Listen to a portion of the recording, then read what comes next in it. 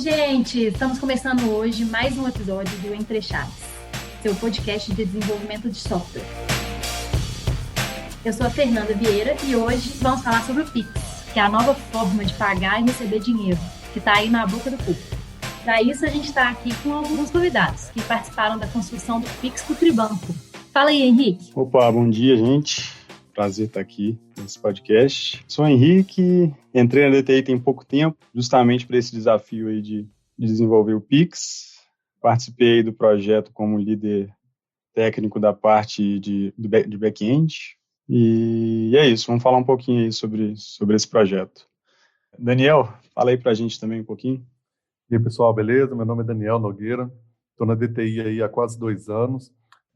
Eu participei desse projeto do Pix, na parte de líder técnico da equipe de front-end, e foi um projeto bem bacana, com muitos desafios, e é isso que hoje a gente vai trazer para vocês aí hoje, e agora com vocês a gente chamando aí o Emerson. Bom dia, pessoal, meu nome é Emerson, trabalho há 2 anos na DTI, é um prazer estar participando aqui. Eu trabalhei no Pix um pouco como o Severino faz tudo.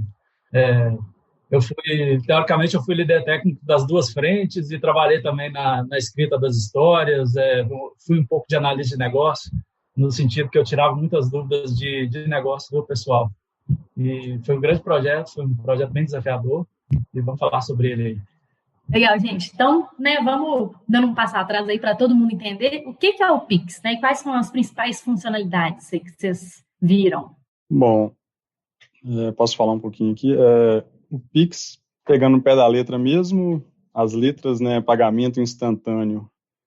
O X, eu realmente, se alguém puder ajudar aí, eu não sei de onde vem esse X, mas, de fato, um sistema de pagamento instantâneo aí, que veio para mudar um pouco, quebrar um pouco esse paradigma aí do método de pagamento que a gente tem hoje em dia no Brasil, que seria os TEDs, DOCs. E a ideia principal dele é que tudo seja feito de maneira mais fácil, mais rápida e sem restrições de horário, né? Isso. E o grande, assim, interessante, a parte mais interessante do Pix, é em relação a isso aí que o Henrique acabou de falar, em relação à disponibilidade de pagamento, que a gente pode fazer ele 24 horas por dia e 7 dias da semana, e esse pagamento é feito em até 10 segundos. Então, assim, é algo realmente inovador, que veio para mudar completamente mesmo essa área de pagamento no Brasil. E uma coisa interessante que eu vejo do Pix também é a independência que você tem da instituição financeira. A partir do momento que você tem uma chave Pix, por exemplo, você tem um comércio, e nesse comércio você tem suas chaves Pix, que você já recebe por elas, você fica independente da sua instituição. Então, você pode trocar de instituição financeira de acordo com a sua necessidade ou com a demanda, sem necessariamente impactar seus clientes, sabe? Seus clientes vão continuar tendo aquela chave ali para fazer o pagamento, independente da instituição financeira que você está atrelado. Quando, no começo do projeto, que eu ia tentar explicar alguma coisa do Pix para o pessoal de chave, eu fazia muita analogia com a operadora de celular e o número do seu telefone. Você tem um número do seu telefone que está atrelado a uma operadora de celular hoje, amanhã ou depois pode estar a outra. É a mesma analogia que a gente faz com o Pix com as chaves. Eu achei isso uma das coisas muito boas. Assim. Legal. E aí, puxando também esse cadastro de chaves que você está falando, a gente vê que no Pix hoje a gente pode cadastrar chave de CNPJ, de CPF, a nossa chave do celular mesmo, e-mail, chaves aleatórias, tudo isso é tipo um apelido, que a gente dá para a nossa conta do banco. Como se fosse assim, o Banco Central, ele atua aí como um órgão centralizador, desse gerenciamento de chaves, e aí quando eu peço faço uma transferência, um pagamento instantâneo para alguém utilizando uma chave, basicamente o Banco Central ele gerencia isso dizendo assim, essa chave aqui quer dizer, é um apelido dessa conta. Então, ele consegue fazer essa correspondência, entre mediação, contas. Essa mediação, exatamente. O ponto interessante das chaves, pelo menos o que eu achei, é a liberdade que a gente tem, que o Banco Central trouxe para a gente, de cadastrar mais de uma chave naquele determinado banco, naquela determinada conta, e não ser somente, por exemplo, somente seu CPF, porque às vezes você pode ficar restritivo mesmo de passar seu CPF para determinadas pessoas. Então, assim, igual você falou, Fernando, a gente tem ali a possibilidade de cadastrar um e-mail, um número de telefone, ou então até mesmo uma chave aleatória que é gerada. Então, assim, a gente consegue ter esse leque mesmo de possibilidades de cadastro, né? Aí, um ponto que a gente tem que ressaltar é que o que não é permitido é ter a mesma chave para diferentes bancos, né? Porque senão seria impossível de identificar para qual conta seria transferido aquele dinheiro.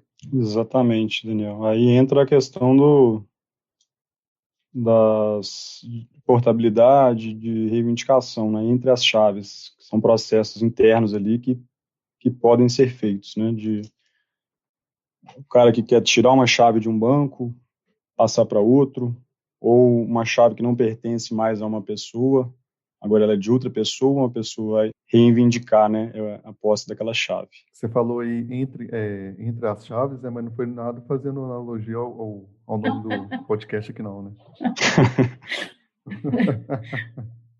Pior que foi, Daniel, pior que foi. Você pegou no... Mentira, não foi nada. Olha, desmascarei. Massa. Então, como a gente vê por aí também, né, na internet, até o site do Banco Central, né, o Bacen ele acaba atuando como regulador, né, dessas regras do PIX aí que a gente falou, também fornecendo uma estrutura única, tanto para essa centralização e gerenciamento das chaves que a gente acabou de falar, como também fornecendo aí uma forma de garantir o cumprimento do pagamento, né, da liquidação das transações. Então, assim, inclusive quem estiver ouvindo a gente aqui, quem tiver interesse, o Bacen disponibiliza código no GitHub, várias documentações funcionais e técnicas do Pix que são bem interessantes para entender mais a fundo, tecnicamente, né, o que eles estão disponibilizando aí para a gente. Entrando nesse campo um pouquinho mais técnico, o que vocês acham que foi o principal desafio técnico que vocês enfrentaram no Pix? Então, ao meu ver, acho que a maior dificuldade assim, ficou por parte das empresas que implementaram essa interface aí das instituições financeiras com o Bacen. A gente não chegou eu particularmente não cheguei a adentrar muito tecnicamente nessas soluções, a gente consumia elas, né? Eu não sei se seria uma dificuldade que a gente teve, mas um ponto acho que bem interessante seria falar das mensagerias assíncronas que a gente teve que implementar para fazer com que essa comunicação com o Bacen funcionasse, né? Acredito que a maioria das instituições financeiras aí devem ter tido ter tido que implementar essas mensagerias também, justamente para fazer com que seja possível esses requisitos meio que, vamos falar assim, difíceis do Pix, né, que é transação muito rápida, disponibilidades 24 horas por dia. Então, a mensageria assíncrona, acho que ela tem um papel muito importante nesse quesito de fazer com que não perca nenhuma informação e que não... Se você pensar nesse projeto sendo feito todo sincronamente, acho que é bem difícil disso dar certo. E o gargalo ia aparecer em algum lugar. Então, eu acho que é um ponto interessante.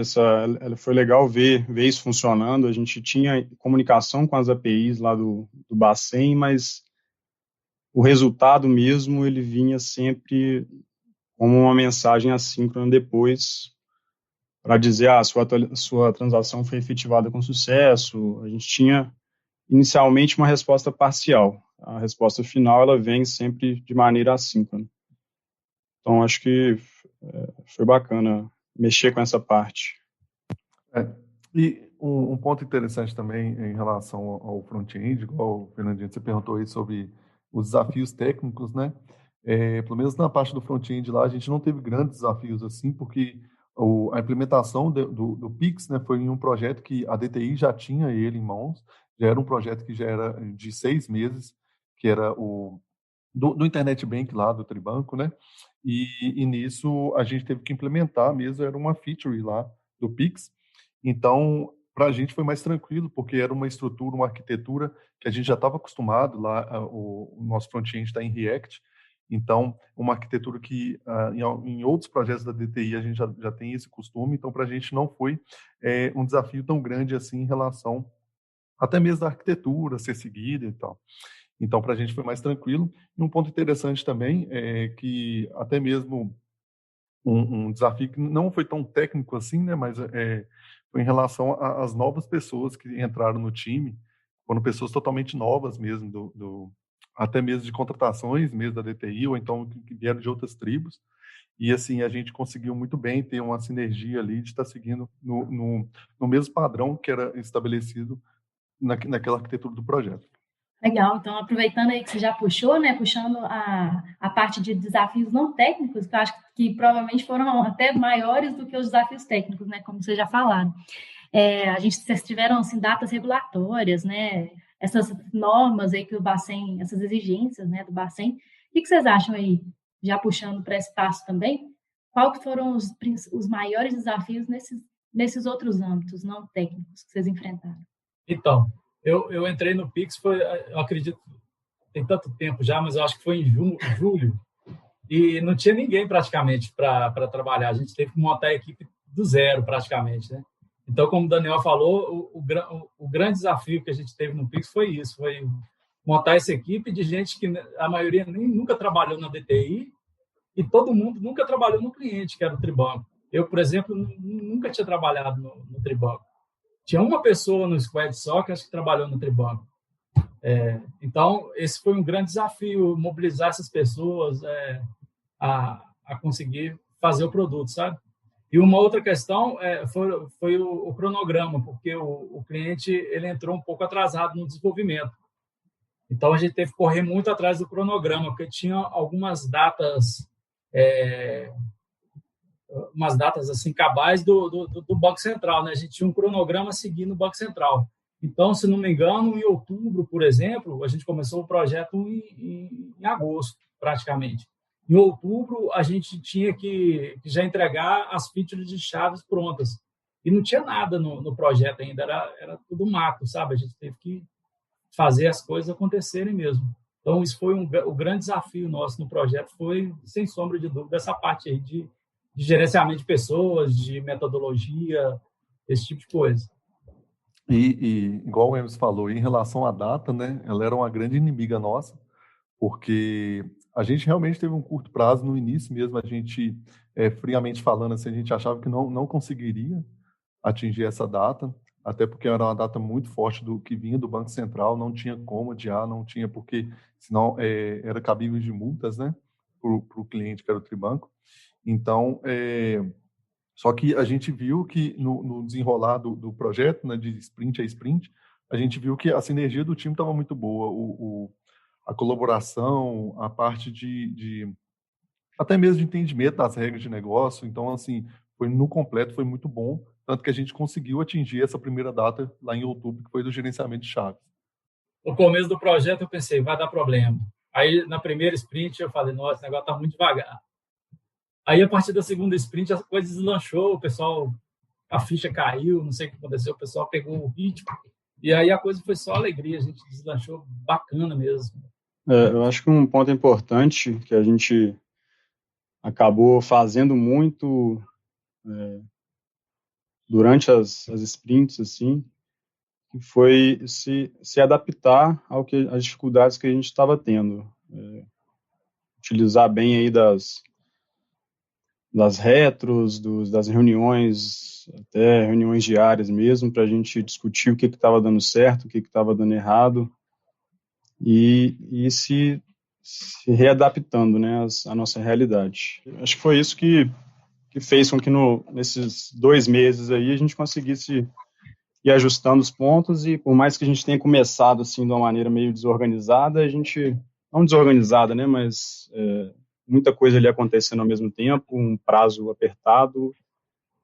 A gente conseguiu parar um pouco no início para organizar a casa, preencher um canvas aí que a gente usa, né, na DTI, para guiar o nosso desenvolvimento ágil aí, e a partir dele a gente foi, como disse o Emerson, aí, deslanchando e fazendo dar certo.